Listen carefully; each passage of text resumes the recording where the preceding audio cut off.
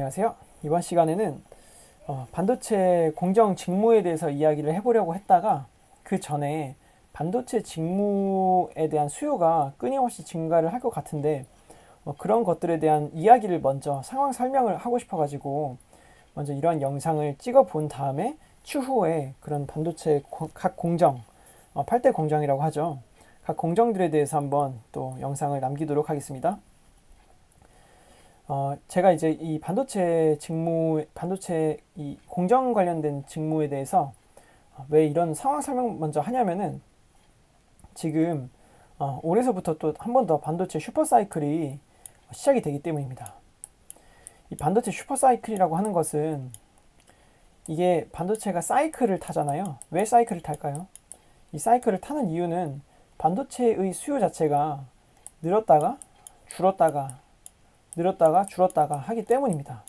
한번 확 늘려놓게 되면은 한동안은 또 늘려놓은 거 가지고서 좀 잘 쓰다가 또 새로운 기술들이 나오면은 그때 이제 막 이제 순간적으로 줄어들었다가 다시 한 번 더 필요해지겠죠. 그럴 때 한 번 더 정말 많은 수주가 나올 것이고 이런 사이클을 타게 되는데 지금이 딱 이 사이클을 타고 있는 올해부터가 또 한 번 그런 사이클이 올 것이라는 전망이 굉장히 강력하죠. 그 이유는 결국에는 다 4차 산업혁명과 관련이 있습니다. 지금 가장 핫한 섹터가 어디냐면은 핫한 산업은 어디냐면은 결국에는 이 전기차 쪽이고 전기차에 따른 뭐 2차 전지 이런 것 좀 많이 핫하고 그 다음에 여기 이제 뒤를 이어서 자율주행이나 요즘에는 이제 우주 쪽으로도 굉장히 핫해져가지고 뭐 드론이나 이런 항공 같은 부분들도 굉장히 좀 많이 떠오르고 있습니다. 산업적으로. 사실 여러분들이 생각을 해도 너무 무궁무진하잖아요. 지금 사실 시작도 안 한 거고 전기차 같은 경우는 제대로. 그리고 뭐 우주 같은 경우는 뭐 상상을 못 하고 있죠. 그렇기 때문에 앞으로 정말 그냥 앞으로 먼 미래를 봐도 너무나도 그 발전의 가능성이 높고 그래서 지금은 이제 당장에는 전기차나 자율주행 이런 그런 차가 이제 막 개발이 되고 있기 때문에 여기 이제 반도체가 굉장히 많이 필요해지게 됩니다. 지금 이쪽에 기사를 확인해 보게 돼도 반도체 자율주행 시대에서 이 차 한 대에 들어가는 반도체량이 2,000개라고 하죠. 2,000개면 진짜 엄청 많은 거거든요. 지금 뭐 반도체 하나당 그냥 칩 하나당 단가 10,000원으로만 잡아도 일단 반도체 가격만 해도 원가가 2천만 원이에요.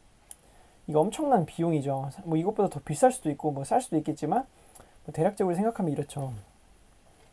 근데 지금 이런 반도체를 어딘가에다가 이제 설계를 한 사람들이 맡겨서 찍어야 되는데 그 찍는 회사가 글로벌리하게 정해져 있어요. 글로벌리하게 정해져 있는데 그게 우리나라에는 이제 삼성의 파운드리, 하이닉스 같은 경우는 사실 자사 제품을 찍는 곳이기 때문에 파운드리라고 하긴 좀 그렇고 그 다음에 대만의 TSMC랑 UMC가 있고 그 다음에 중국에는 이제 또 SMIC, 스믹이라고 하는 회사가 있습니다. 일반적으로 이렇게 크게 한 4개 정도로 생각할 수가 있는데 왜 그러면 더 다양한 중소나 중견기업급은 없느냐? 여기는 아시다시피 이 장비빨을 엄청 타요. 장비가 너무나도 비싸기 때문에 사업 한번 잘못 말아먹으면 사실 바로 문 닫아야 됩니다. 그렇기 때문에 살아남는 사람만 살아남는 치킨 게임이 지속되고 있고 결국엔 이렇게 살아남은 곳이 이 정도 크게는 이 정도라고 보면 됩니다. 물론 뭐 어떤 뭐 글로벌 파운드리나 다른 어떤 뭐 회사들은 있지만 대형 수주를 받을 수 있는 회사들은 이 정도로 한정이 되어 있다. 글로벌하게는 이 정도로 한정이 되어 있다라고 생각을 하면 될 것 같습니다. 그래서 이 정도로 지금 돼 있는데 이런 것뿐만이 아니라 지금 자율주행뿐만이 아니라 뭐 아까 말씀드린 드론이나 그런 전기차 그리고 다양한 항공이나 서버 이런 부분에도 반도체는 여전히 많이 필요하고 더욱더 많이 필요해져요. 근데 그런 반도체를 맡기려고 하는데 지금 방금 말씀드린 회사가 너무 한정이 돼 있다 보니까 그래서 물론 그 회사들의 캐파를 계속 늘려가고 있죠.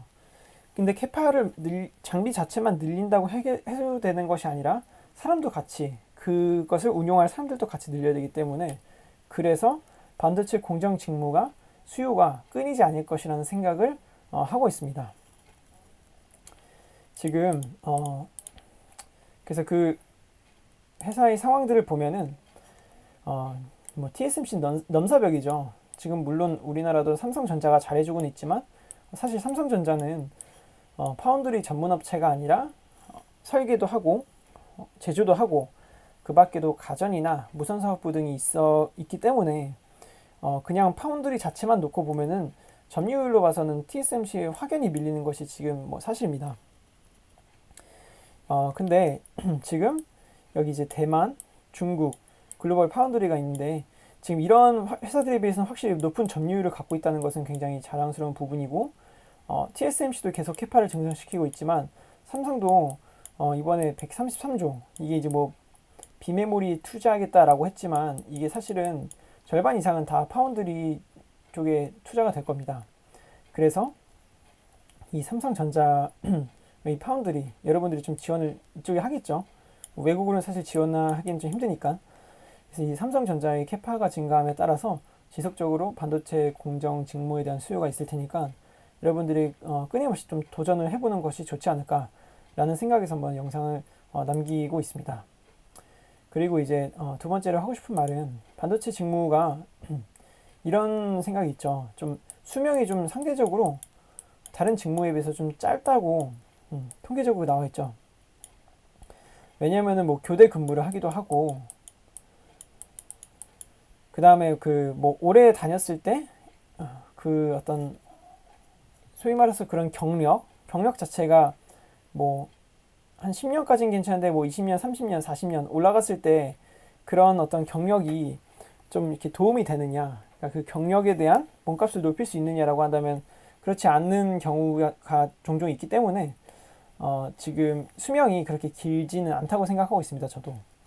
근데 역으로 생각해 보면은 요즘 같은 시대에는 이런 좀 근로소득이 조금 무의미해진 시대잖아요. 그다음 저금리 시대에 접어들면서 그래서 차라리 이런 교대 근무나 어떤 이런 수당을 더 많이 받을 수 있는 직무를 선택해서 좀 초반에 사회 초년생 때 좀 돈을 확실하게 좀 많이 벌어둔 다음에 추후에 또 다른 일을 해본다거나 아니면은 또 본인만의 어떤 일을 해보는 그런 기회를 잡을 수도 있는, 오히려 그거는 기회가 될 수도 있다라고 생각합니다. 오히려 너무 안정적이고 정년이 보장되어 있는 직무 이런 것들을 했다가 너무 그런 안정에 도태돼가지고 이런 뭐 인플레이션이나 어떤 저금리 시대를 오히려 놓칠 수도 있어요. 못 따라잡을 수도 있기 때문에 기회를 역으로 놓칠 수도 있어요. 그래서 여러분들이 이런 반도체 공정 직무를 선택할 때는 어쨌든 그런 장점들을 보고 가야 될 텐데 일단 장점은 수요가 많다.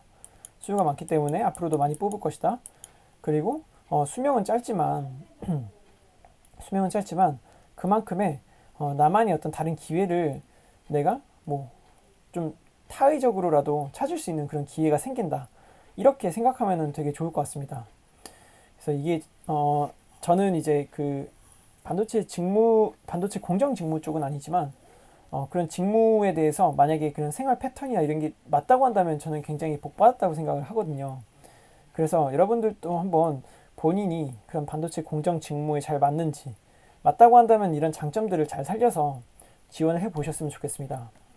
그래서 이제 다음 시간에는 본격적으로 그 반도체 공정 8대 공정에 맞춰서 직무에 대한 영상을 한번 남겨보도록 하겠습니다.